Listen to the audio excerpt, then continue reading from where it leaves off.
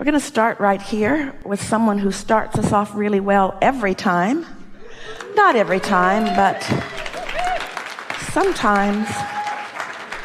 After Jerry made his transition, the first seminar that Esther did without him, oh, he's all over the place. Have any of you spotted him yet? He's a big ball of energy, and if you can see energy, you'll see him. But that first seminar, Esther was thinking about the potency of his questions. And in that first seminar, we found this guy, put him in the chair, and Esther never worried about that again. Because she realized that there are deep thinkers who are steeped in all of this and in life who can continue to verbalize in words those leading edge questions. And so, nice to be back. I'd like some help with recalibrating something for myself because I feel like I have created my own vibrational impasse within me. Yeah. If there is one, you always did it. Right. And don't feel bad about it because they just keep showing up and then you calibrate around them. That's what path of least resistance is, moving around the blockages. Don't even have to remove the blockages. Just find a way around them. Okay. Isn't that good? That means you don't have to rid the planet of everybody else.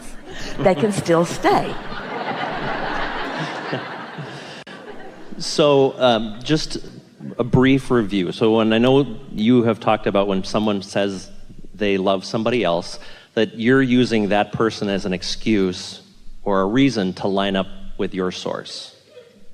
Give us a little broader description. Sure. There's a lot of theys and somebodies, and so right. Let's get clear about who's who in this scenario before we tell you all things that are wrong. Okay, fair enough. So there's a person in my life that I have great affection for, and it isn't reciprocated. And that drives me a little nuts. Yeah. But then there's the part of me that knows that's not my business.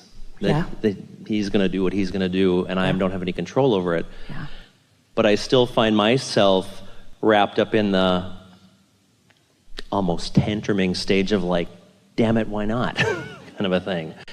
And I know it doesn't feel good, and I know what that means that it doesn't feel good, yet I still find myself in that sort of uncalibrated loop of despair.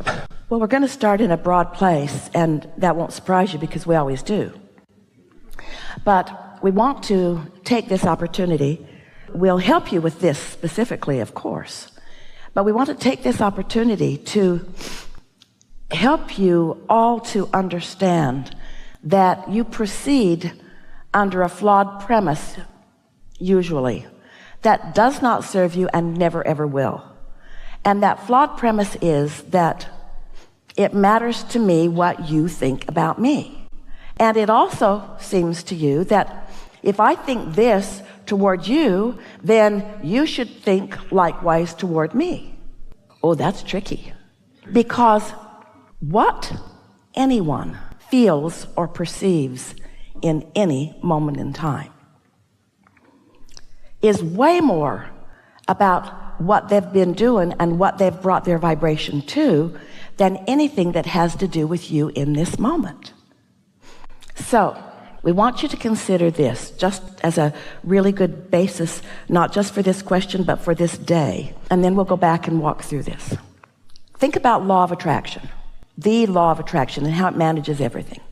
And think about what it says is that everyone is offering a vibration, and those vibrations are being managed by the law of attraction.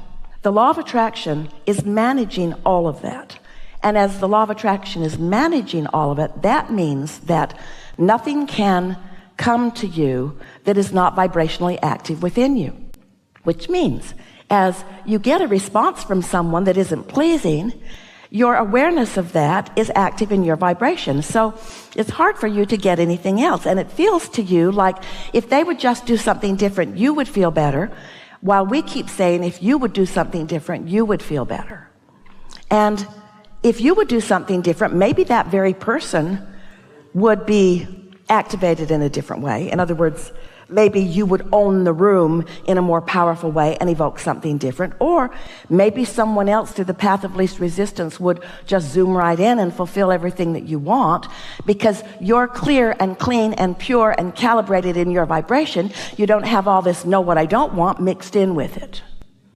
So now think about the law of attraction and see yourself as someone who's decided, apart from this conversation, apart from maybe you woke up in the day and you're not yet thinking about that, fat chance, but let's just say that happened. And so your vibration is clear and you are calibrated to your inner being. And so you've decided to really isolate, calibrate, tend to, tune to the frequency of you. So you sit for a little while after you've meditated and you make some statements on a page about emotional things, which are indicators of your calibration. And you don't write things that you do not mean, but you write things and you mean them, and you've practiced it enough that you're pretty good at it. And so you write things like, I feel eager about this day. I feel frisky about this day. I feel blessed in this day. Now, the first day you sit to do this, maybe not so much, but after you do this for a little while, it takes some doing to calibrate to your blessedness when not so blessed things are sometimes happening. But you can do it, and your calibration is everything, because your calibration to your source energy is your point of attraction. So I feel blessed, and I feel eager, and I feel expansive, and I feel ready, and I feel open, and I feel full of myself, and I feel fun. And I feel strong, and I feel intuitive, and I feel flexible, and I feel eager, and I feel balanced. I feel good. I feel really, really good. I feel good. So you calibrate. Now, what's happened? Whether you write it or just say it, it's better to write it because you'll focus better. And it's better to do it the next day and the next day and the next day and the next day and the next day, because after a little while it really catches on. And when you write those words, you feel the resonance of them because it lights your inner being up with you. The two of you become a powerful, dynamic, powerful, good-feeling team.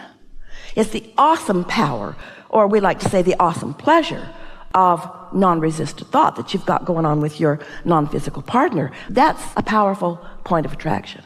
One who's connected to that is more powerful than millions who are not. So it's worth taking the time to do it. So you're all tuned into that. And now the image that Esther has in her mind is she's in this energy bubble, and she's now moving out into the world, into traffic, through the airports, into places where lots of people are. And because she's tuned to all things wanted are lighting up all around her. And those lighted up things are her world. And the things that she didn't calibrate to, like nobody loves me, or resentment, or what's up with that, or that was rude of you, or what, I've given all this to you and you feel that way about me? Since that's not what she's calibrated to, since she's calibrated to who she really is, as she moves through the world, she's in sync with Source. Things that match the way she feels show up. Now, let's say you're in this bubble and you've done that and you're moving out into the world, and let's say the world that you've moved out into is right now small. It's just your thought world. It's just your thoughts of the people that you know. And because you've calibrated to this, the people that are going to come to your mind are the people who are calibrated there with you. People in a bad mood aren't going to come to your mind. People not in love with life and not in love with themselves are not going to come to your mind.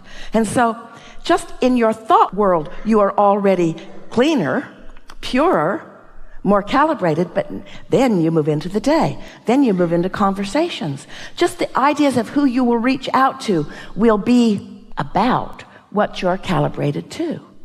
You can always tell two ways. You can tell what you are vibrational matched to. We've been saying this forever. One is how you feel and one is by what happens. But most people don't even think about calibrating until they bump into something unwanted, and then we love you so much, it's too late. Too late for now. You're just going to bump into them, and you're just going to get your feelings hurt, and you're just going to have a bad experience, and you're going to blame it on them, and you're going to practice the uncalibration of your inner being while you practice resentment and other things that just don't serve you at all. And so you just can't get around this. You got to clean up your vibration.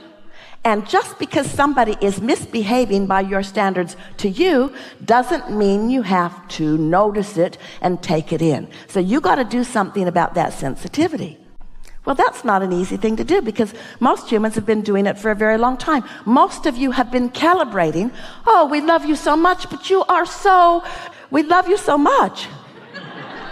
You've been calibrating to others' response of you, as if that has anything to do with anything, because they, like that one individual, like the world at large, is a mixed bag that will give you what you've calibrated.